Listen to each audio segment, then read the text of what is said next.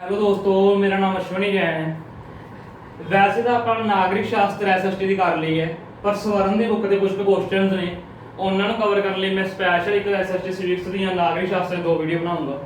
ਇਹ ਆਪਣੀ ਪਹਿਲੀ ਵੀਡੀਓ ਹੈ ਸੀਰੀਜ਼ 'ਚ। ਜਿਹੜੀ ਇਸ ਵੀਡੀਓ ਵਿੱਚ ਕੀ ਆਪਾਂ ਮੌਲਿਕ ਅਧਿਕਾਰਾਂ ਬਾਰੇ ਜ਼ਿਆਦਾ ਡਿਟੇਲ 'ਚ ਜਾਵਾਂਗੇ। ਤੁਸੀਂ ਗੱਲ ਧਿਆਨ 'ਚ ਰੱਖਣਾ, ਜਿਹੜਾ ਮੌਲਿਕ ਅਧਿਕਾਰਾਂ ਬਾਰੇ ਬੇਸਿਕ ਕਨਸੈਪਟ ਉਹਦਾ ਆਪਾਂ ਲੈਕਚਰ 'ਚ ਕਵਰ ਕਰ ਲਿਆ ਸੀ, 40-42 ਮਿੰਟ ਦੀ ਕਵਰ ਵੀਡੀਓ 'ਚ ਕਵਰ ਕਰ ਲਿਆ ਸੀਗਾ। ਤੁਹਾਨੂੰ 90% ਚਾਂਸਸ ਨੇ ਉਸ 'ਚ ਹੀ ਕੁਐਸਚਨ ਕਵਰ ਹੋ ਜਾਊਗਾ। ਇਹ ਜਸਟ ਤੁਹਾਡੀ ਨੌਲੇਜ ਲਈ ਬਣਾ ਰਹੇ ਆਂਗੇ, ਮੇਬੀ ਇੱਕ ਅੱਧਾ ਕੁਐਸਚਨ ਇਸ 'ਚੋਂ ਆ ਜੇ। ਜੇਕਰ ਤੁਹਾਨੂੰ ਸਮਝ ਆ ਰਹੀ ਤਾਂ ਵਧੀਆ ਗੱਲ ਹੈ, ਜੇਕਰ ਨਹੀਂ ਵੀ ਸਮਝ ਆ ਰਹੀ ਤਾਂ ਕੋਈ ਦਿੱਕਤ ਵਾਲੀ ਗੱਲ ਨਹੀਂ ਹੈ। ਤੁਸੀਂ ਜਿਹੜਾ ਪਹਿਲਾਂ 90% ਵਾਲੀ ਵੀਡੀਓ ਹੈ ਉਹ 'ਤੇ ਫੋਕਸ ਕਰਨਾ, ਉਹੀ ਯਾਦ ਕਰਨੀ ਹੈ। ਇਹ ਤੁਹਾਡੀ ਕੀ ਹੈ, ਮੌਲਿਕ ਅਧਿਕਾਰ ਦੇ ਇੱਕ ਐਡਵਾਂਸ ਲੈਵਲ ਦਾ ਚੈਪਟਰ ਸੀ। ਜਿਹੜੇ ਬੇਸਿਕਸ ਹੈ ਮੌਲਿਕ ਅਧਿਕਾਰ ਦੇ, ਪਹਿਲਾਂ ਤੁਸੀਂ ਉਹ ਵੀਡੀਓ ਦੇਖ ਲਿਓ ਜੇ ਇਹ ਵੀਡੀਓ ਤੁਸੀਂ ਨਹੀਂ ਦੇਖੀ।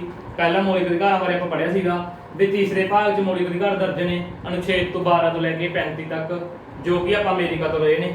14 ਤੋਂ 18 ਤੱਕ ਸਮਾਨਤਾ ਅਧਿਕਾਰ ਹੈ, 19 ਤੋਂ 22 ਸੁਤੰਤਰਤਾ ਦਾ। ਇਸ ਤਰ੍ਹਾਂ ਵੀ 6 ਮੌਲਿਕ ਅਧਿਕਾਰ ਨੇ, ਸੰਪਤੀ ਅਧਿਕਾਰ ਰੱਦ ਕਰ ਦਿੱਤਾ ਗਿਆ। ਜੇਕਰ ਤੁਹਾਨੂੰ ਕੁਐਸਚਨ ਆਇਆ 90% ਚਾਂਸਸ ਹੈ ਵੀ ਮੌਲਿਕ ਅਧਿਕਾਰਾਂ ਦਾ, ਜਿਹੜੀ ਤੁਹਾਨੂੰ ਪਹਿਲਾਂ ਵੀਡੀਓ ਕਰਾਈ ਉਸ 'ਚ ਹੀ ਆਊਗਾ।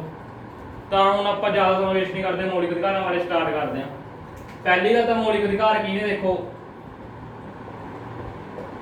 ਸੰਵਿਧਾਨ ਦੇ ਕਿਹੜੇ ਭਾਗ ਵਿੱਚ ਦਰਜ ਹਨ। ਆਪਾਂ ਨੂੰ ਪਤਾ ਸੰਵਿਧਾਨ ਦੇ 22 ਭਾਗ ਨੇ, ਜਿਵੇਂ ਬੁੱਕ ਦੇ ਚੈਪਟਰ ਹੁੰਦੇ ਆ, ਸੰਵਿਧਾਨ ਦੇ 22 ਚੈਪਟਰ ਨੇ। ਤੀਸਰਾ ਚੈਪਟਰ ਕਾਹਦੇ ਨਾਲ ਰਿਲੇਟਡ ਹੈ, ਮੌਲਿਕ ਅਧਿਕਾਰ ਨਾਲ। ਸੰਵਿਧਾਨ ਦੇ ਕਿਹੜੇ ਭਾਗ ਵਿੱਚ ਦਰਜ ਹਨ, ਤੀਸਰੇ ਭਾਗ ਵਿੱਚ। ਠੀਕ ਹੈ। ਦੂਸਰੀ ਗੱਲ ਇਹ ਕਿੰਨੇ ਤੋਂ ਕਿੰਨੇ ਅਨੁਛੇਦ ਤੱਕ ਦਰਜ ਹਨ, ਅਨੁਛੇਦ 12 ਤੋਂ 35। ਇਹ ਅਨੁਛੇਦ 12 ਤੋਂ 35 ਤੱਕ ਦਰਜ ਹਨ। ਆਪਾਂ ਲਾਸਟ ਲੈਕਚਰ ਸਟਾਰਟਿੰਗ ਕਰੀ ਸੀ 14 ਅਨੁਛੇਦ ਤੋਂ, ਤਾਂ ਅੱਜ ਆਪਾਂ ਸਟਾਰਟਿੰਗ ਕਰਾਂਗੇ 12 ਅਨੁਛੇਦ ਤੋਂ। ਤਾਂ ਅਨੁਛੇਦ 12 ਕਿਹਦੇ ਬਾਰੇ ਗੱਲ ਕਰਦਾ ਹੈ,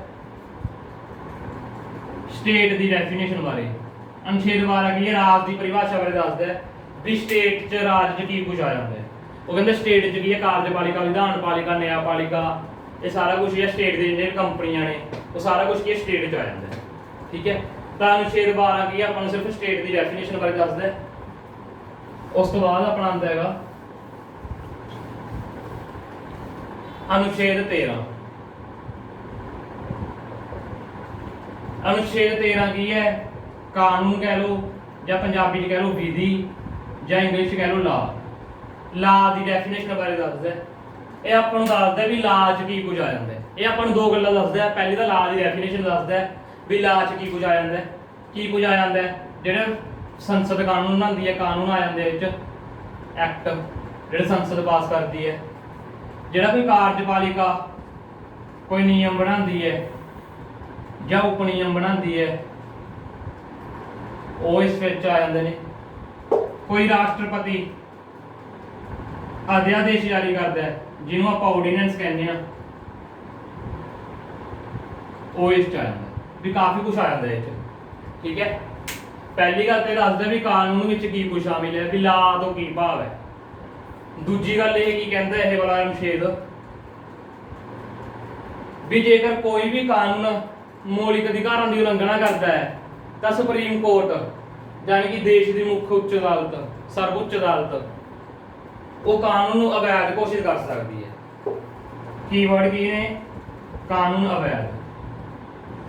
ਵੀ ਕੋਈ ਵੀ ਕਾਨੂੰਨ ਕੀ ਹੈ, ਮੌਲਿਕ ਅਧਿਕਾਰਾਂ ਨਾਲ ਕੀ ਹੈ, ਮੇਲ ਮਿਲਾਪ ਨਹੀਂ ਰੱਖਦਾ, ਮੌਲਿਕ ਅਧਿਕਾਰਾਂ ਤੋਂ ਵੱਖਰਾ ਚੱਲਦਾ ਹੈ, ਮੌਲਿਕ ਅਧਿਕਾਰਾਂ ਦੀ ਉਲੰਘਣਾ ਕਰਦਾ ਹੈ, ਉਹਦੀ ਕਾਂਟ ਛੱਡ ਕਰਦਾ ਹੈ, ਤਾਂ ਉਹ ਕਾਨੂੰਨ ਨੂੰ ਕੀ ਹੈ, ਸੁਪਰੀਮ ਕੋਰਟ ਅਵੈਧ ਘੋਸ਼ਿਤ ਕਰ ਸਕਦੀ ਹੈ।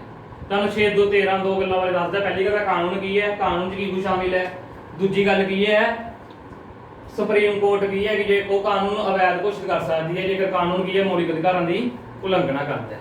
ਠੀਕ ਹੈ। ਇਹ ਪਹਿਲਾ ਹੋ ਗਿਆ ਤੁਹਾਡੇ ਦੋ ਗੱਲਾਂ। ਉਸ ਤੋਂ ਬਾਅਦ ਹੁਣ ਆਪਣੇ ਦੇ ਕੁਐਸਚਨ ਕੀ ਬਣਨਗੇ, ਤੁਹਾਨੂੰ ਪਤਾ ਲੱਗ ਗਿਆ। ਅਨੁਛੇਦ ਦਾ ਕਾਨੂੰਨ ਦੀ ਡੈਫੀਨੇਸ਼ਨ ਬਾਰੇ ਦੱਸਦਾ ਤੇ ਕਾਨੂੰਨ ਅਵੈਧ ਘੋਸ਼ਿਤ ਕਰ ਸਕਦਾ। ਤਾਂ ਜਿਹੜੀ ਸੁਪਰੀਮ ਕੋਰਟ ਕੀ ਹੈ, ਕਾਨੂੰਨ ਨੂੰ ਅਵੈਧ ਘੋਸ਼ਿਤ ਕਰ ਸਕਦੀ ਹੈ। ਇਹ ਸੁਪਰੀਮ ਕੋਰਟ ਦੀ ਸ਼ਕਤੀ ਨੂੰ ਆਪਾਂ ਇੱਕ ਸਪੈਸ਼ਲ ਨਾਮ ਦਿੰਦੇ ਹਾਂ, ਨਿਆਇਕ ਪੁਨਰ ਨਿਰੀਖਣ, ਜਾਂ ਕਹਿ ਲਓ ਨਿਆਇਕ ਅਵਲੋਕਨ, ਜਾਂ ਪੰਜਾਬ ਇੰਗਲਿਸ਼ 'ਚ ਕਹਿ ਲਓ ਜੁਡੀਸ਼ੀਅਲ ਰਿਵਿਊ। ਵੀ ਨਿਆਇਕ ਪੁਨਰ ਨਿਰੀਖਣ ਦੀ ਅਧਿਕਾਰ ਸੁਪਰੀਮ ਕੋਰਟ ਨੂੰ ਕਿੱਥੋਂ ਮਿਲਦੇ, ਅਨੁਛੇਦ 13 ਤੋਂ। ਸੁਪਰੀਮ ਕੋਰਟ ਜੁਡੀਸ਼ੀਅਲ ਰਿਵਿਊ ਦਾ ਅਧਿਕਾਰ ਕਿਸ ਤੋਂ ਪ੍ਰਾਪਤ ਕਰਦਾ ਹੈ, ਅਨੁਛੇਦ 13 ਤੋਂ ਪ੍ਰਾਪਤ ਕਰਦਾ ਹੈ। ਠੀਕ ਹੈ। ਇਹ ਗੱਲ ਤੁਹਾਨੂੰ ਪਤਾ ਲੱਗ ਗਈ।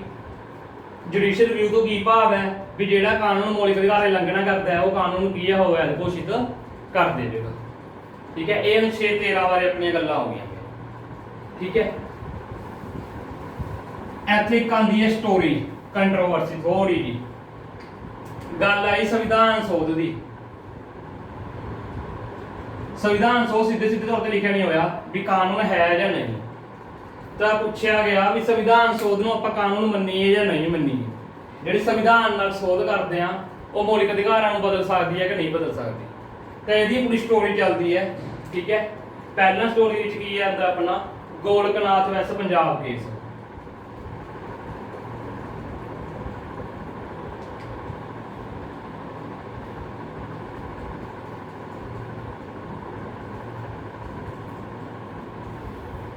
ਗੋਲਕਨਾਥ ਵੈਸ ਪੰਜਾਬ ਕੇਸ ਦੋ ਗੱਲਾਂ ਕਹਿੰਦਾ ਹੈ। ਪਹਿਲੀ ਗੱਲ ਕੀ ਕਹਿੰਦਾ, ਸੰਵਿਧਾਨ ਸੋਧ ਵੀ ਕੀ ਇੱਕ ਕਾਨੂੰਨ ਹੈ।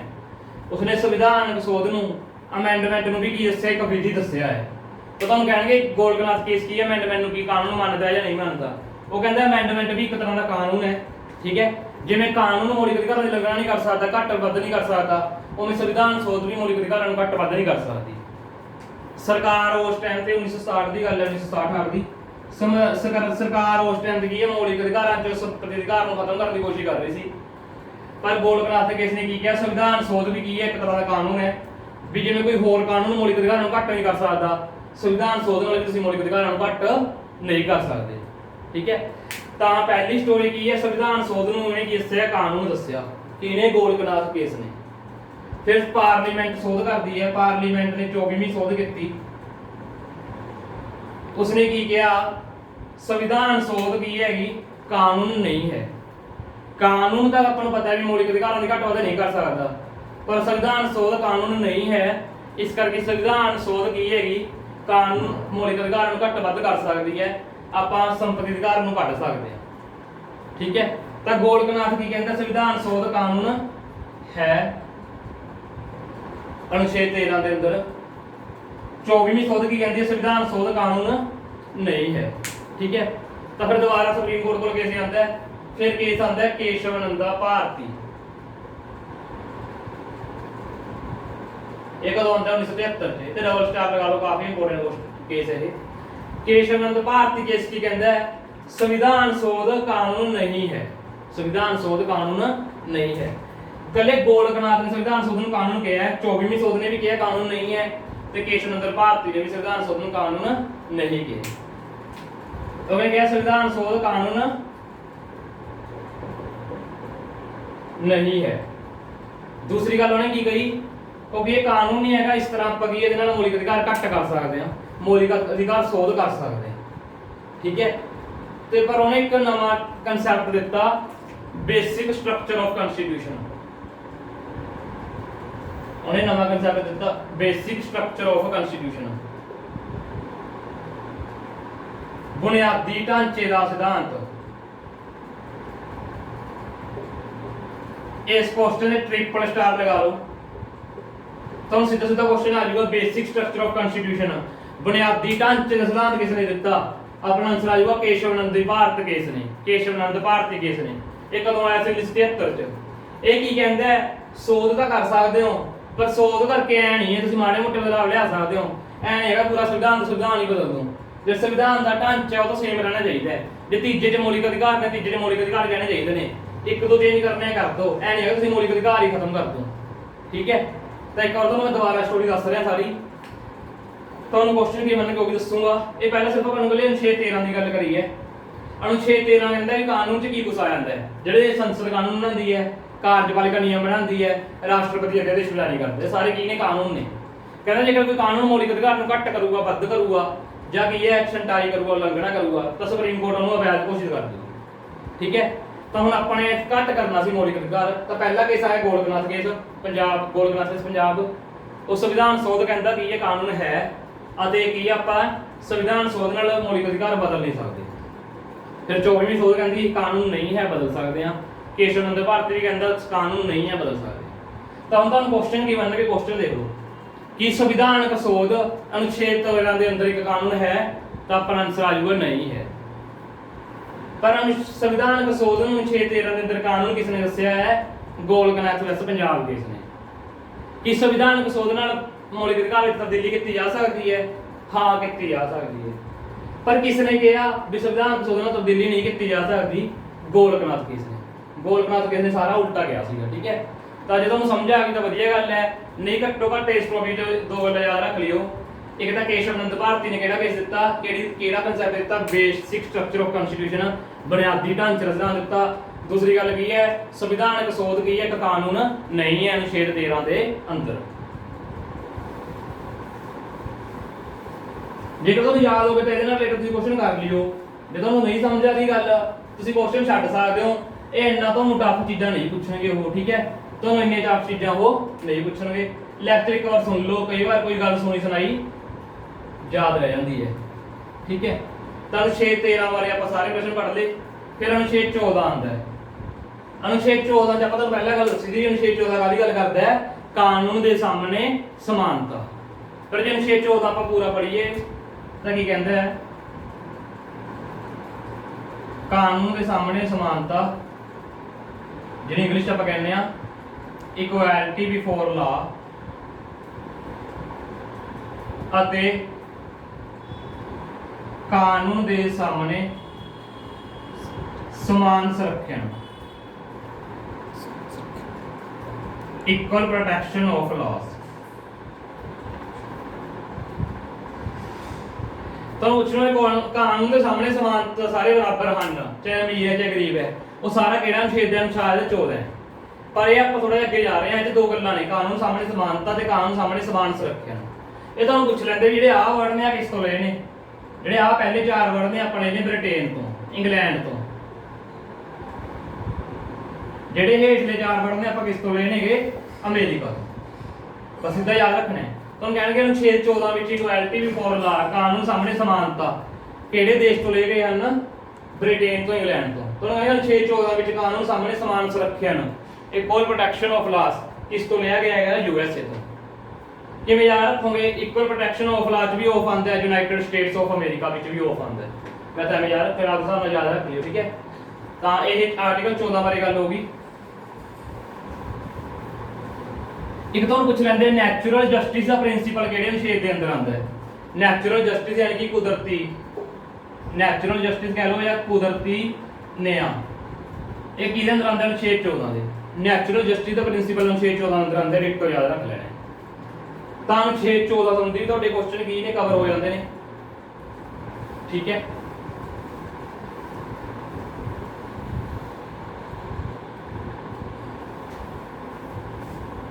उस तो बाद आंदा अपना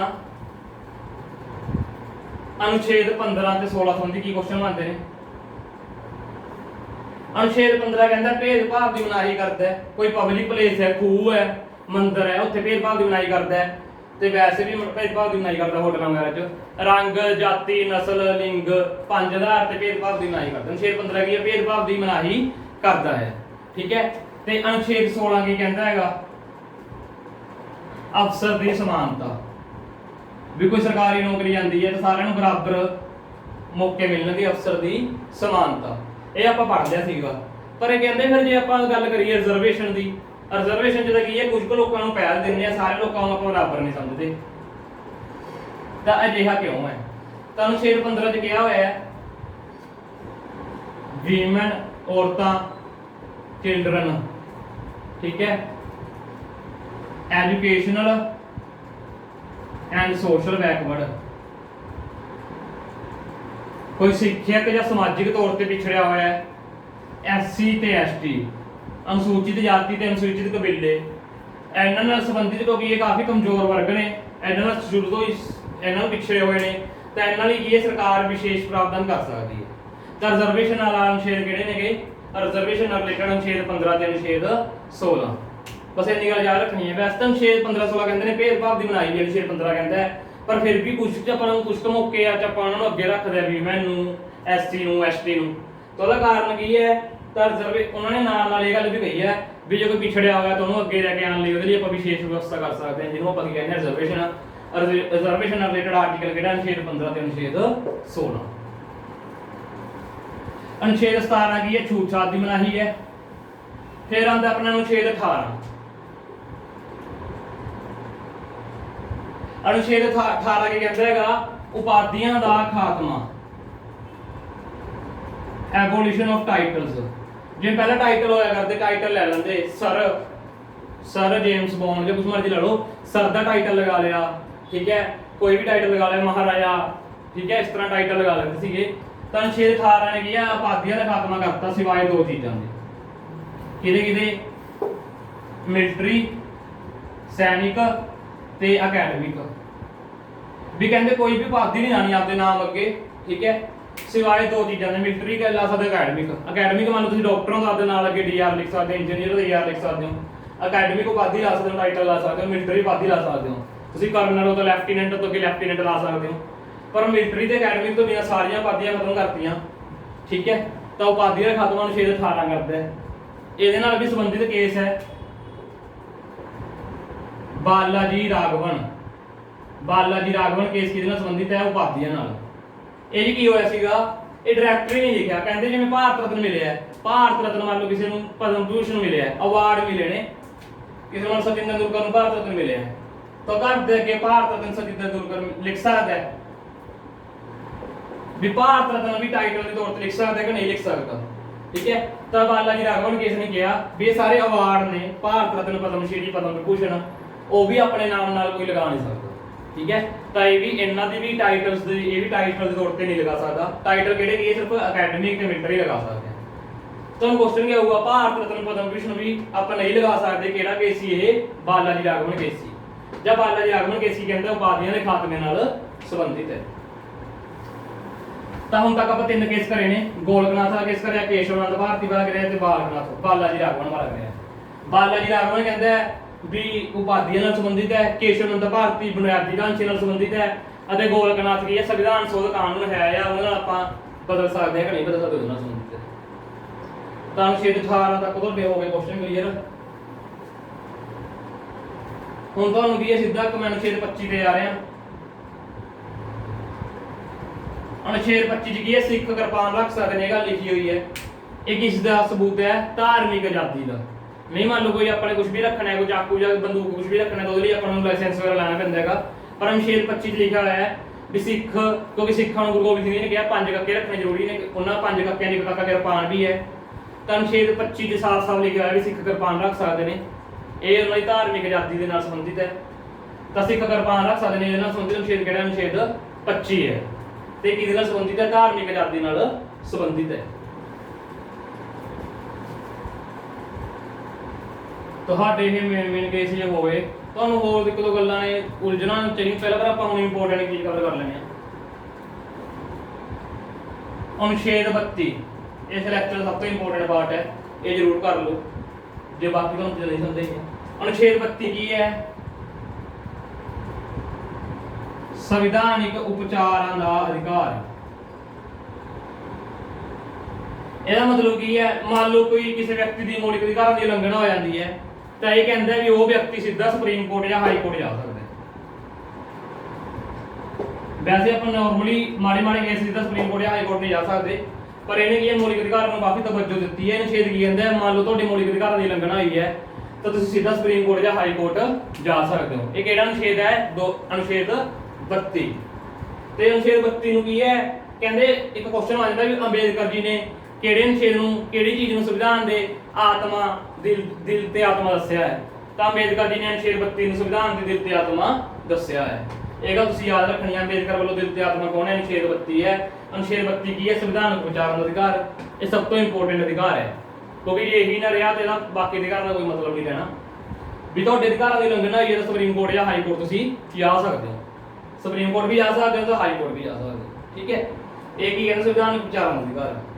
ਹੁਣ ਆਪਣੀ ਸਟੋਰੀ ਬਣਾਓ, ਮੰਨ ਲਓ ਤੁਹਾਡੇ ਅਧਿਕਾਰਾਂ ਦੀ ਉਲੰਘਣਾ ਹੋਈ, ਤੁਸੀਂ ਸੁਪਰੀਮ ਕੋਰਟ ਗਏ ਜਾਂ ਹਾਈ ਕੋਰਟ ਗਏ, ਤਾਂ ਹਾਈ ਕੋਰਟ ਜਾਂ ਸੁਪਰੀਮ ਕੋਰਟ ਕੀ ਹੈ? ਅੱਗੇ ਹੁਕਮਨਾਮੇ ਜਾਰੀ ਕਰ ਸਕਦੀ ਹੈ। ਹੁਕਮਨਾਮੇ ਜਾਰੀ ਕਰਦੀ ਹੈ, ਜਿਹਨੂੰ ਆਪਾਂ ਇੰਗਲਿਸ਼ ਵਿੱਚ ਕਹਿੰਦੇ ਹਾਂ ਰਿਟ। ਹਾਈ ਕੋਰਟ ਜਾਂ ਸੁਪਰੀਮ ਕੋਰਟ ਤੁਹਾਡੇ ਅਧਿਕਾਰਾਂ ਦੀ ਸੁਰੱਖਿਆ ਲਈ ਕੀ ਜਾਰੀ ਕਰਦੀ ਹੈ?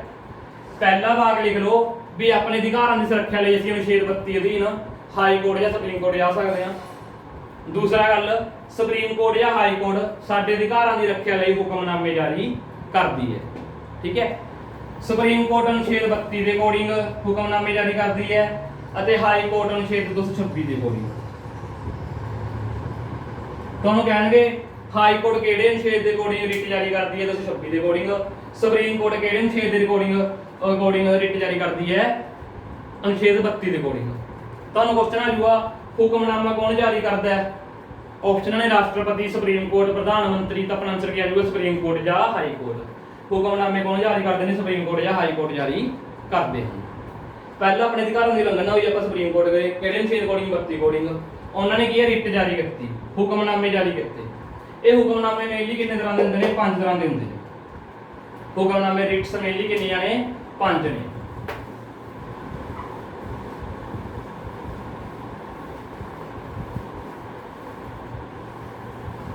ਉਹ 5 ਹੁਕਮਨਾਮੇ ਬਾਰੇ ਵਾਰੀ ਪੜਾਂਗੇ, ਠੀਕ ਹੈ। पहला हुक्मनामा पढ़ांगे परमादेश, जिन्हों आप इंग्लिश कहते हैं मैंडामस, ठीक है। मान लो कि ये कोई सरकारी अधिकारी है अपना काम नहीं कर रहा, ठीक है, पुलिस अधिकारी है, तुसीं उहनूं रिपोर्ट लिखाणगे, तुहाडी रिपोर्ट नहीं लिख रहा, ठीक है, तो अजिहे अधिकारियों के खिलाफ की है सुप्रीम कोर्ट की करूगी? परमादेश जारी करूगी। परमादेश क्यों जारी किया जाता है? करतव्यां दा पालन कराउण लई। एग्जाम्पल ना लिख लियो, एग्जाम्पल के तौर पर इंडिया पा लो FIR, ठीक है।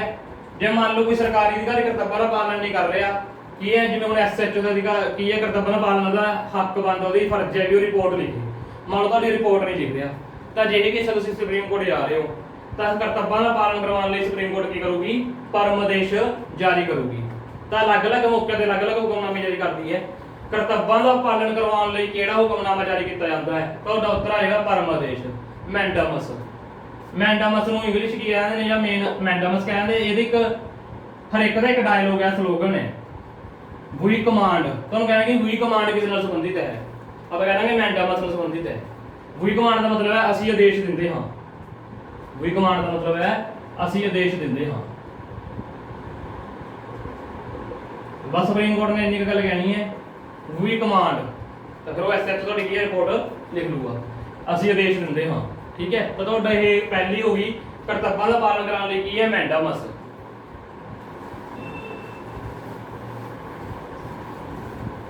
दूसरी इंपोर्टेंट है कि ਇਹਦਾ ਹੀ ਉਲਟ ਮੈਂਡਾਮਸ ਦਾ ਬਿਲਕੁਲ ਉਲਟ ਪ੍ਰੋਹਿਬਿਸ਼ਨ, ਠੀਕ ਹੈ। ਜੇਕਰ ਮੰਨ ਲਓ ਦਾ ਉਲਟ कोई की है तो काम कर नहीं रहा, ये करता ये काम कुछ ज्यादा करी जाता, उसके अधिकार है नहीं ये काम, ठीक है। मान लो की है हाई कोर्ट है, मान लो कोई कोर्ट है, वह 5 लाख तक के फैसले सुन सकती है, पर सुनी जाती है 50 लाख का फैसला, ठीक है। जो भी अधिकारों तो ज्यादा वरतों कर रहा है, तो सुप्रीम कोर्ट की कहते असीं रोकते हाँ। सुप्रीम कोर्ट उन्होंने की है हद विच रहने लई कहते प्रोहिबिशन, भी तू रुक जा, तू नहीं करना ये काम, ठीक है। जो कोई कर्तव्य पालन नहीं कर रहा करवाने लई तां की है मैंडामस।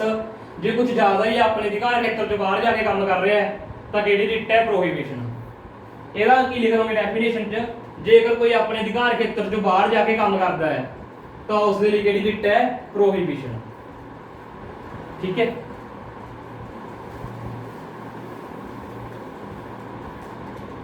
तीसरा आती है क्यू वारंटो, ठीक है। क्यू वारंटो आ गई तीसरी अपनी। क्यू वारंटो की है सरकारी दफ्तरों के मिसयूज नूं बचाउण लई, दुर्वरतों नूं बचाउण लई, सरकारी अहुदे की दुर्वरतों तो बचाउण लई।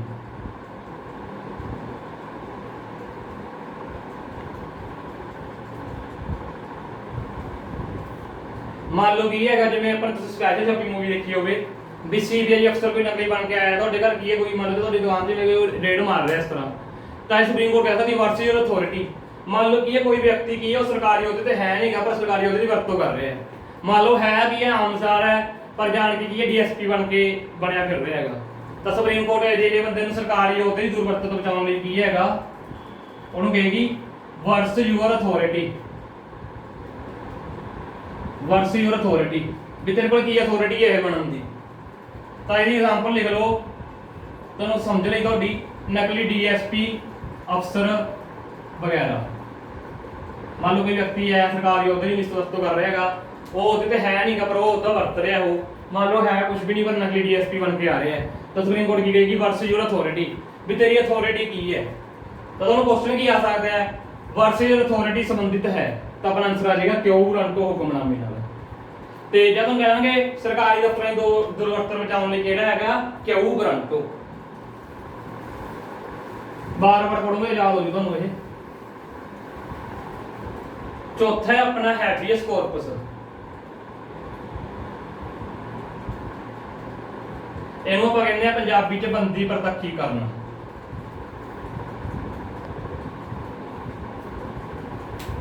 ਤਾਂ ਹੈਬੀਅਸ ਕਾਰਪਸ ਕੀ ਹੈਗਾ, ਇਹ ਕੀ ਹੈ ਵਿਅਕਤੀਗਤ ਸੁਤੰਤਰਤਾ ਨੂੰ ਯਕੀਨੀ ਬਣਾਏ ਰੱਖਣ ਲਈ ਹੈ। ਤੁਹਾਨੂੰ ਪੁੱਛਿਆ ਵੀ ਵਿਅਕਤੀਗਤ ਸੁਤੰਤਰਤਾ ਨੂੰ ਯਕੀਨੀ ਬਣਾਏ ਰੱਖਣ ਲਈ ਕਿਹੜੀ ਰਿਟ ਹੈ ਹੈਬੀਅਸ ਕਾਰਪਸ। ਵੀ ਕੋਈ ਵਿਅਕਤੀ ਕੀ ਹੈ ਸ਼ੱਕ ਦੇ ਆਧਾਰ ਤੇ ਗ੍ਰਿਫਤਾਰ ਨਹੀਂ ਕੀਤਾ ਜਾ ਸਕਦਾ। ਇਹਦਾ ਡਾਇਲੋਗ ਕੀ ਹੈ, ਜਿਵੇਂ ਇੱਕ ਦਾ ਡਾਇਲੋਗ ਹੈ, ਜਿਵੇਂ ਮੈਂਡਮਸ ਦਾ ਡਾਇਲੋਗ ਸੀ ਵੀ ਕਮਾਂਡ, ਕਿਉ ਗਰੰਟੋ ਦਾ ਡਾਇਲੋਗ ਕੀ ਸੀਗਾ ਵਰਸ ਯੂਰ ਅਥਾਰਟੀ। ਇਹਦਾ ਡਾਇਲੋਗ ਕੀ ਹੈ you may have the body, ਵੀ ਤੇਰੇ ਕੋਲ ਕੁਝ ਹੈਗਾ ਦਿਖਾਉਣ ਨੂੰ ਮੈਨੂੰ ਵੀ ਤੂੰ ਮੈਨੂੰ ਕਿਉਂ ਗ੍ਰਿਫਤਾਰ ਕਰ ਰਿਹਾ, ਵੀ ਤੁਹਾਨੂੰ ਸਿਰਫ ਸ਼ੱਕ ਦੇ ਆਧਾਰ ਤੇ ਗ੍ਰਿਫਤਾਰ ਨਹੀਂ ਕੀਤਾ ਜਾ ਸਕਦਾ। ਇਹ ਕੀ ਹੈ ਵਿਅਕਤੀਗਤ ਸੁਤੰਤਰਤਾ ਨਾਲ ਸੰਬੰਧਿਤ ਹੈ। ਇਹ ਕੀਵਰਡ ਯਾਦ ਰੱਖ ਲਓ ਬਸ, ਜੇ ਤੁਹਾਨੂੰ ਗੱਲ ਜ਼ਿਆਦਾ ਗੱਲਾਂ ਨਹੀਂ ਸਮਝ ਆ ਰਹੀਆਂ। ਮੰਨ ਲਓ ਤੁਹਾਨੂੰ ਕੀ ਹੈ ਕੋਈ ਮੰਨ ਲਓ ਤੂੰ ਕਿਵੇਂ ਵੈਸੇ ਗ੍ਰਿਫਤਾਰ ਕਰ ਰਿਹਾ ਸਿਰਫ ਸ਼ੱਕ ਦੇ ਜਾਂ ਨਾਰਮਲ ਬਿਨਾਂ ਗੱਲ ਦੀ ਗ੍ਰਿਫਤਾਰ ਕਰ ਰਿਹਾ ਹੈਗਾ, ਤਾਂ ਤੁਸੀਂ ਕਿਹੜੀ ਰਿਟ ਦੀ ਵਰਤੋਂ ਕਰਾਓਗੇ ਹੈਬੀਅਸ ਕਾਰਪਸ ਦੀ। ਹੈਬੀਅਸ ਕਾਰਪਸ ਕਿਸ ਲਈ ਹੈ ਵਿਅਕਤੀਗਤ ਸੁਤੰਤਰਤਾ ਨੂੰ ਯਕੀਨੀ ਬਣਾਏ ਰੱਖਣ ਲਈ ਹੈ। ਇਹ ਡਾਇਲੋਗ ਕੀ ਹੈ you may have the body, ਵੀ ਤੂੰ ਮੈਨੂੰ ਦਿਖਾ ਕੁਝ ਵਾਰੰਟ ਕਰੂੰਗਾ ਦਿਖਾ ਵੀ ਜਿਸ ਦੇ ਚਲਤੇ ਤੂੰ ਮੈਨੂੰ ਕੀ ਹੈ ਗ੍ਰਿਫਤਾਰ ਕਰਨਾ ਚਾਹੁੰਦਾ ਹੈ। ਠੀਕ ਹੈ, ਤਾਂ you may have the body ਵਿਅਕਤੀਗਤ ਸੁਤੰਤਰਤਾ ਨਾਲ ਸੰਬੰਧਿਤ ਕਿਹੜੀ ਹੈ ਹੈਬੀਅਸ ਕਾਰਪਸ। ਕੋਈ ਤੁਹਾਨੂੰ ਇਸੇ ਤਰ੍ਹਾਂ ਗ੍ਰਿਫਤਾਰ ਨਹੀਂ ਕਰ ਸਕਦਾ। ਬਸ ਲਾਸਟ ਹੈ ਇਹ ਸੈਰੋਟਰੀ, ਜਿਹਨੂੰ ਆਪਾਂ ਕੀ ਕਹਿੰਦੇ ਨੇ ਉਤਪ੍ਰੇਸ਼ਣ। ਠੀਕ ਹੈ, ਇਹ ਪੰਜਵੀਂ ਰਿਟ ਹੈ। ਇਹ ਕਿਹਦੇ ਨਾਲ ਸੰਬੰਧਿਤ ਹੈ ਸੂਚਨਾ ਪ੍ਰਾਪਤ ਕਰਨ ਲਈ।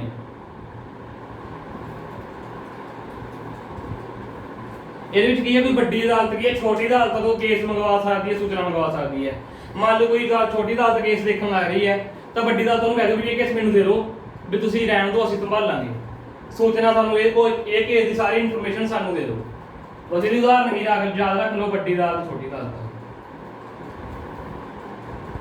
ਇੱਕ ਵਾਰ ਤੁਹਾਨੂੰ ਸਾਰਾ ਰਿਪੀਟ ਕਰਾ ਦੇਣਾ, ਕੁਐਸਚਨ ਕੀ ਮੰਨਗੇ ਉਹ ਵੀ ਰਿਪੀਟ ਕਰਾ ਦੇਣਾ। ਤੁਹਾਡੇ ਅਧਿਕਾਰਾਂ ਦੀ ਉਲੰਘਣਾ ਹੋ ਰਹੀ ਹੈ, ਕਿਹੜੇ ਅਧਿਕਾਰ ਦੀ ਕਿਹੜੇ ਅਨੁਛੇਦ ਦੀ ਵਰਤੋਂ ਕਰੋਗੇ ਅਨੁਛੇਦ 32 ਦੀ। ਅਨੁਛੇਦ 32 ਕੀ ਹੈ ਸੰਵਿਧਾਨਕ ਉਪਚਾਰ ਦਾ ਅਧਿਕਾਰ। ਕਿਸ ਨੇ ਇਸ ਨੂੰ ਦਿਲ ਅਤੇ ਆਤਮਾ ਕਿਹਾ ਹੈ ਅੰਬੇਦਕਰ ਜੀ ਨੇ। ਅਨੁਛੇਦ 32 ਦੀ ਤੁਸੀਂ ਕਿੱਥੇ ਜਾਓਗੇ ਸੁਪਰੀਮ ਕੋਰਟ ਜਾਂ ਹਾਈ ਕੋਰਟ। ਹੁਕਮਨਾਮੇ ਕੌਣ ਜਾਰੀ ਕਰਦਾ ਹੈ ਸੁਪਰੀਮ ਕੋਰਟ ਜਾਂ ਹਾਈ ਕੋਰਟ। ਸੁਪਰੀਮ ਕੋਰਟ ਕਿੰਨੇ ਅਨੁਛੇਦ ਦੇ ਅੰਦਰ ਹੁਕਮਨਾਮੇ ਜਾਰੀ ਕਰਦਾ ਹੈ ਅਨੁਛੇਦ 22 ਦੇ ਅੰਦਰ।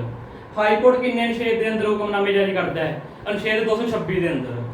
ਉਸ ਤੋਂ ਬਾਅਦ ਹੁਕਮਨਾਮੇ ਕਿੰਨੇ ਹਨ ਜਾਂ ਰਿਟਸ ਕਿੰਨੀਆਂ ਹਨ। ਰਿਟਸ ਕਿੰਨੀਆਂ ਹਨ 5 ਹਨ। ਕਿਹੜੀਆਂ ਹਨ ਮੈਂਡਾਮਸ ਪਹਿਲ ਤੇ ਕਰੀ ਸੀ ਜਿਹੜੀ ਆਪਾਂ ਮੈਂਡਾਮਸ ਹੈ ਕਿਉ ਗਰੰਟੋ ਹੈ ਪ੍ਰੋਹੀਬਿਸ਼ਨ ਹੈ ਠੀਕ ਹੈ ਸੈਰੋਟਰੀ ਹੈ। ਇਸ ਤਰ੍ਹਾਂ ਹੀ ਤੁਹਾਡੀ ਕੀ ਨੇ 5 ਰਿਟਸ ਨੇ ਕਿਉ ਗਰੰਟੋ ਹੈ। ਸਾਰਿਆਂ ਦੀ ਐਗਜ਼ਾਮਪਲ ਯਾਦ ਰੱਖ ਲਓ। ਮੈਂਡਾਮਸ ਕੀ ਹੈ ਰੂਈ ਕਮਾਂਡ ਕਰਤੱਵਾਂ ਦਾ ਪਾਲਣ ਕਰਨ ਲਈ ਮੈਂਡਾਮਸ ਸਭ ਤੋਂ ਇੰਪੋਰਟੈਂਟ ਕਰਤੱਵਾਂ ਦਾ ਪਾਲਣ ਠੀਕ ਹੈ। FIR ਰਿਪੋਰਟ ਇਹ ਕੀ ਗੱਲ ਯਾਦ ਰੱਖ ਲਓ ਹੈ ਕਿਉ ਗਰੰਟੋ ਕੋਈ ਨਕਲੀ DSP ਬਣ ਗਿਆ ਇਹ ਸਰਕਾਰੀ ਅਹੁਦੇ ਦੀ ਮਿਸਵਰਤੋਂ ਤੋਂ ਬਚਾਉਣ ਲਈ। ਤੇ ਉਸ ਤੋਂ ਬਾਅਦ ਕੀ ਹੈ ਹੈਬੀਅਸ ਕਾਰਪਸ ਇਹ ਤਿੰਨ ਇੰਪੋਰਟੈਂਟ ਨੇ। ਬੰਦੀ ਪ੍ਰਤੱਖੀਕਰਨ ਵਿਅਕਤੀਗਤ ਸੁਤੰਤਰਤਾ ਲਈ ਕਿਹੜੀ ਹੈ ਹੈਬੀਅਸ ਕਾਰਪਸ। ਇਹ ਤੁਹਾਡੀਆਂ ਸਾਰੀਆਂ ਕੀ ਨੇ ਰਿਟਸ ਹੋ ਗਈਆਂ ਠੀਕ ਹੈ। ਇਹਦਾ ਹਜੇ ਹੋਰ ਵੀ ਪਿਆ ਪੋਰਸ਼ਨ ਥੋੜਾ ਜਿਹਾ ਤੁਸੀਂ 2 ਵਾਰ ਚ ਦੇਖ ਲਿਓ ਵੀਡੀਓ ਚਾਹੇ ਥੋੜੀਆਂ ਗੱਲਾਂ ਹੋਰ ਐਡ ਕਰਾ ਦਾਂਗੇ ਆਪਾਂ ਇਹਦੇ ਵਿੱਚ। ਹੁਣ ਮੌਲਿਕ ਅਧਿਕਾਰਾਂ ਨਾਲ ਸੰਬੰਧੀ ਲਗਭਗ ਸਾਰਾ ਕੁਝ ਕਵਰ ਹੋ ਜਾਊਗਾ। ਇੱਕ ਜੰਗ ਚੱਲਦੀ ਹੈ ਫੰਡਾਮੈਂਟਲ ਰਾਈਟਸ ਤੇ DPSP ਦੀ। DPSP ਜਿਹੜੇ ਚੌਥੇ ਭਾਗ ਚ ਨੇ ਜਿਹਨੂੰ ਆਪਾਂ ਕੀ ਕਹਿੰਦੇ ਆ ਰਾਜਨੀਤੀ ਦੇ ਨਿਰਦੇਸ਼ ਸਿਧਾਂਤ। ਫੰਡਾਮੈਂਟਲ ਰਾਈਟਸ ਤੀਸਰੇ ਭਾਗ ਚ ਨੇ ਮੌਲਿਕ ਅਧਿਕਾਰ। 42ਵੀਂ ਸੋਧ ਕੀ ਕਹਿੰਦੀ DPSP ਵੱਡੇ ਹਨ ਫੰਡਾਮੈਂਟਲ ਰਾਈਟਸ ਤੋਂ। ਤਦੋਂ ਕਹਿੰਦੇ ਕਿਹੜੀ ਸੋਧ ਲਈ DPSP ਨੂੰ ਫੰਡਾਮੈਂਟਲ ਰਾਈਟਸ ਨਾਲ ਜ਼ਿਆਦਾ ਪ੍ਰਮੁੱਖ ਦੱਸਿਆ ਹੈ 42ਵੀਂ ਸੋਧ ਨੇ। ਪਰ ਫਿਰ ਇੱਕ ਕੇਸ ਆਇਆ ਮਿਨਰਵਾ ਮਿਲ ਕੇਸ। ਉਹ ਕਹਿੰਦੇ ਨਾ ਤਾਂ DPSP ਵੱਡਾ ਨਾ ਫੰਡਾਮੈਂਟਲ ਰਾਈਟਸ ਵੱਡਾ ਹੈ ਇਹਨਾਂ ਦੇ ਵਿੱਚ ਬੈਲੈਂਸ ਬਣਾ ਕੇ ਰੱਖਣਾ ਚਾਹੀਦਾ। ਉਹ ਕਹਿੰਦੇ there must be balance between DPSP and fundamental rights. ਵੀ ਦੋਨਾਂ 'ਚ ਕੋਈ ਵੱਡਾ ਛੋਟਾ ਨਹੀਂਗਾ, ਦੋਨਾਂ 'ਚ ਆਪਾਂ ਨੇ ਕੀ ਸੰਤੁਲਨ ਬਣਾ ਕੇ ਰੱਖਣਾ ਹੈ। ਇੱਕ ਦੀ ਜ਼ਿਆਦਾ ਪ੍ਰਮੁੱਖਤਾ ਦੇ ਕੇ ਦੂਜੇ ਦੀ ਆਪਾਂ ਨੇ ਮਹੱਤਤਾ ਖਤਮ ਨਹੀਂ ਕਰਨੀ, ਦੋਨਾਂ ਨੂੰ ਬਰਾਬਰ ਦੀ ਇੰਪੋਰਟੈਂਸ ਦੇਣੀ ਹੈ। ਇਹ ਫੰਡਾਮੈਂਟਲ ਰਾਈਟਸ ਤੇ DPSP ਨਾਲ ਰਿਲੇਟਡ ਬੈਟਲ ਕਰਾਈਏ ਤੁਹਾਨੂੰ, ਠੀਕ ਹੈ। ਇੱਕ ਅਨੁਛੇਦ 21 ਆ ਜਾਂਦਾ ਤੁਹਾਡਾ, ਠੀਕ ਹੈ। ਅਨੁਛੇਦ 21 ਸੰਬੰਧੀ ਬਹੁਤ ਕੁਐਸਚਨ ਆਉਂਦੇ ਨੇ। ਇਹ ਕੀ ਤੁਹਾਡਾ ਨਿੱਜੀ ਜੀਵਨ ਦਾ ਅਧਿਕਾਰ ਹੈ, ਜੀਵਨ ਦਾ ਅਧਿਕਾਰ ਹੈ। ਮੌਲਿਕ ਅਧਿਕਾਰਾਂ ਸੰਬੰਧੀ ਕੁਝ ਕੁਐਸਚਨ ਨੇ। ਪਹਿਲੀ ਗੱਲ ਕੀ ਮੌਲਿਕ ਅਧਿਕਾਰਾਂ ਦੀ ਸੋਧ ਕੀਤੀ ਜਾ ਸਕਦੀ ਹੈ? ਹਾਂ। ਦੂਸਰੀ ਗੱਲ ਕੌਣ ਸੋਧ ਕਰ ਸਕਦਾ ਹੈ? ਸੋਧ ਕਹਿ ਲਓ, ਤਬਦੀਲੀ ਕਹਿ ਲਓ, ਚੇਂਜ ਕਹਿ ਲਓ, ਪਰਿਵਰਤਨ ਕਹਿ ਲਓ, ਕੁਛ ਮਰਜ਼ੀ ਕਹਿ ਲਓ। ਬਦਲਾਅ ਕੌਣ ਲੈ ਕੇ ਆ ਸਕਦਾ? ਸੋਧ ਕੌਣ ਕਰ ਸਕਦਾ ਹੈ? ਸੰਸਦ ਕਰ ਸਕਦੀ ਹੈ ਇਕੱਲੀ, ਠੀਕ ਹੈ। ਉਸ ਤੋਂ ਬਾਅਦ ਮੌਲਿਕ ਅਧਿਕਾਰ ਕੀ ਨੇ? ਬਿਲਕੁਲ ਐਬਸੋਲੂਟ ਨਹੀਂ ਹੈਗੇ, ਇਹਨਾਂ 'ਚ ਵੀ ਕਾਂਟ ਛੱਡ ਕੀਤੀ ਗਈ ਹੈ। ਤੇ ਕੀ ਇਹਨਾਂ ਵਿੱਚ ਕੀ ਰੋਕ ਲਗਾਈ ਜਾ ਸਕਦੀ ਹੈ? ਇਹ ਮੁਲਤਵੀ ਕੀਤੇ ਜਾ ਸਕਦੇ ਨੇ ਮੌਲਿਕ ਅਧਿਕਾਰ। ਹਾਂ, ਇਹ ਮੁਲਤਵੀ ਕੀਤੇ ਜਾ ਸਕਦੇ ਨੇ। ਕਦੋਂ ਕੀਤੇ ਜਾਂਦੇ ਨੇ? ਰਾਸ਼ਟਰੀ ਸੰਕਟ ਸਮੇਂ। ਕੌਣ ਕਰ ਸਕਦਾ ਮੁਲਤਵੀ? ਰਾਸ਼ਟਰਪਤੀ। ਕਿੰਨੇ ਅਨੁਛੇਦ ਦੇ ਅਨੁਸਾਰ ਮੁਲਤਵੀ ਕਰ ਸਕਦਾ ਹੈ? ਅਨੁਛੇਦ 359 ਦੇ ਅਕੋਰਡਿੰਗ 359 ਅਨੁਛੇਦ ਦੇ ਅਕੋਰਡਿੰਗ ਰਾਸ਼ਟਰਪਤੀ ਮੌਲਿਕ ਅਧਿਕਾਰਾਂ ਨੂੰ ਮੁਲਤਵੀ ਕਰ ਸਕਦਾ ਹੈ। ਸਾਰੇ ਅਧਿਕਾਰ ਮੁਲਤਵੀ ਕਰ ਸਕਦਾ ਹੈ। ਕਿਹੜਾ ਅਧਿਕਾਰ ਰਾਸ਼ਟਰਪਤੀ ਮੁਲਤਵੀ ਨਹੀਂ ਕਰ ਸਕਦਾ? ਅਨੁਛੇਦ 21। ਰਾਸ਼ਟਰਪਤੀ ਅਨੁਛੇਦ 21 ਨੂੰ ਮੁਲਤਵੀ ਨਹੀਂ ਕਰ ਸਕਦਾ, ਕਿਉਂਕਿ ਅਨੁਛੇਦ 21 ਜੀਵਨ ਦਾ ਅਧਿਕਾਰ ਹੈ। ਤੁਹਾਡਾ ਜੀਵਨ ਤਾਂ ਨਹੀਂ ਤੁਹਾਡੇ ਤੋਂ ਖੋ ਸਕਦਾ ਉਹ, ਠੀਕ ਹੈ। ਤੁਹਾਡੇ ਜੀਵਨ ਤੁਹਾਡੇ ਤੋਂ ਕੋਈ ਨਹੀਂ ਹੋ ਸਕਦਾ ਸਿਵਾਏ ਰੱਬ ਦੇ। ਤਾਂ ਫਿਰ ਇਹ ਸਾਰੇ ਚੀਜ਼ਾਂ ਨੇ ਤੁਹਾਡੀਆਂ। ਇਹ ਪਹਿਲਾਂ ਸੋਧ ਕਰ ਸਕਦੇ ਹਾਂ? ਹਾਂ, ਕਰ ਸਕਦੇ ਹਾਂ। ਕੌਣ ਕਰੇਗਾ ਸੋਧ? ਜੇ ਕਰਨੀ ਹੈ ਸੰਸਦ ਕਰੇਗੀ। ਕੀ ਰੋਕ ਲਗਾਈ ਜਾ ਸਕਦੀ ਹੈ? ਹਾਂ, ਲਗਾਈ ਜਾ ਸਕਦੀ ਹੈ। ਕਦੋਂ ਲਗਾਉਂਦੇ ਆ? ਰਾਸ਼ਟਰੀ ਸੰਕਟ ਸਮੇਂ, ਕੋਈ ਐਮਰਜੈਂਸੀ ਲੱਗ ਜਾਂਦੀ ਹੈ। ਕੌਣ ਲਗਾਉਂਦਾ ਹੈ ਰੋਕ? ਕੌਣ ਲਗਾ ਸਕਦਾ ਹੈ? ਮੁਲਤਵੀ ਕੌਣ ਕਰ ਸਕਦਾ ਹੈ? ਰਾਸ਼ਟਰਪਤੀ। ਕਿਹੜੇ ਅਨੁਛੇਦ ਦੇ ਅਕੋਰਡਿੰਗ? ਕਿਹੜੇ ਅਨੁਛੇਦ 'ਚ ਕਿਹਾ ਵੀ ਰਾਸ਼ਟਰਪਤੀ ਮੁਲਤਵੀ ਕਰ ਰਿਹਾ ਹੈ? 359 ਅਨੁਛੇਦ ਕਹਿੰਦਾ ਹੈ ਵੀ ਮੌਲਿਕ ਅਧਿਕਾਰਾਂ ਨੂੰ ਆਪਾਂ ਮੁਲਤਵੀ ਕਰ ਸਕਦੇ ਹਾਂ, ਤੇ ਅਨੁਛੇਦ 21 ਨੂੰ ਆਪਾਂ ਮੁਲਤਵੀ ਨਹੀਂ ਕਰ ਸਕਦੇ, ਕਿਉਂਕਿ ਤੁਹਾਡਾ ਜੀਵਨ ਦਾ ਅਧਿਕਾਰ ਹੈ। ਤੁਹਾਡੇ ਜੀਵਨ ਦਾ ਅਧਿਕਾਰ ਤੁਹਾਡੇ ਤੋਂ ਕੋਈ ਵੀ ਹੋ ਨਹੀਂ ਸਕਦਾ। ਪਹਿਲੀ ਗੱਲ।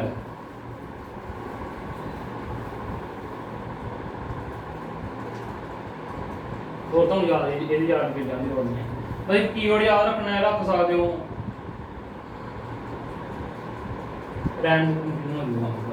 ਚਲੋ ਇੰਨਾ ਬੋਲਦਾ ਹੁਣ ਇਹ, ਠੀਕ ਹੈ। ਬਸ ਇਹ ਤੁਹਾਡੇ ਲਈ ਠੀਕ ਹੈ ਕੰਮ। ਤੁਹਾਡੇ ਮੌਲਿਕ ਅਧਿਕਾਰਾਂ ਵਾਲਾ ਕੁਐਸਚਨ ਪੂਰਾ ਹੋ ਗਿਆ। ਇੱਕ ਦੋ ਗੱਲਾਂ ਹੋਰ ਨੇ ਤੁਹਾਡੇ ਲਈ ਜ਼ਿਆਦਾ ਕਨਫਿਊਜ਼ਿੰਗ ਹੋ ਜਾਊਗਾ, ਇੰਪੋਰਟੈਂਟ ਹੈ ਨਹੀਂਗਾ।